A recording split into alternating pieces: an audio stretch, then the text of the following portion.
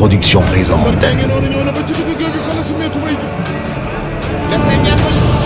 dogal nii mooy Abdoulaye Ndiaye le porte-parole de Gaston Production.com waaye nag macha allah mën naa ko tuddee tamit le coordonnateur waaye nag mooy ba léegi mooy nekk ki nga xam ne si mooy monté li nga xam mooy combat yi ñu bàyyi ko mu nuyoog mbokku Gaston Production yi Abdoulaye Ndiaye maa ngi lay ziar. Mbaye fay naa la di la nuyu di la ziar di nuyu le monde entier rawatina nag axlu làmb comme on dit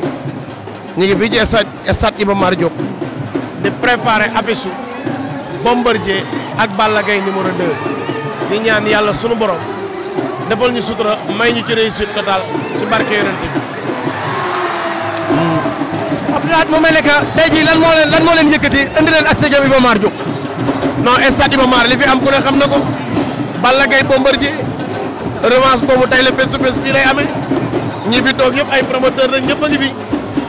nga ñoom Amath gis nga leen vraiment gis nga ñoom El Hadj ngi nii ñoom Jibi Diamond Events Baba Diaw vraiment ñëpp ñi fi nekk rek bés ba leen andi xale yaa nga fi ci seen ginnaaw papa seen ginnaaw frère ñëw fi vraiment ñoom preuve ñëw uniquement pour lamb ji. kon ki dem li am ci arène nationale diggante Papa Sow ak Siteu en tant que promoteur lan nga ciy wax.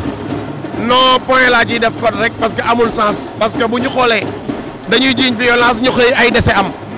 donc fu ñuy jooy ay décès nag dam na yoo xam ne moom daanaka jarul ci expliquer daal lamb daal accident da ciy am mais du chaque jour ñu ñaan yàlla loolu jàll na bu ma sañoon sax nit di ci communiquer parce que violence moom boo ciy communiquer rek yaa ngi yàq defaroo ñu ñaan yàlla loolu passé ñu ne ci li nga xam ne fa lañ jëm muy daj dëpp gi diggante Bombardier Balla Gaye 2. waaw di ngeen gën a jël seen i mesures le 1er janvier ci wàllum sécurité ndax li am barki dem bu ku ne gis na ko te ku ne dañ daan faral di wax naan Gaston ay combat am da ciy sévère lool ma bëgg a xam le 1er janvier yéen lan ngeen nar. le 1er janvier événement Balla Gaye Bombardier kooku ñëpp seen kër la ñuy dem pour toog seetaan ko police moom ku ne xam na ni sant yàlla rek may événement Gaston Production loolu doo ko ci gis li am solo rek mooy nañu ñaan jàmm lamb mën nga toog 10 ans benn yoon la ci accident day am liggéey boo gis nag liggéey yëpp risque la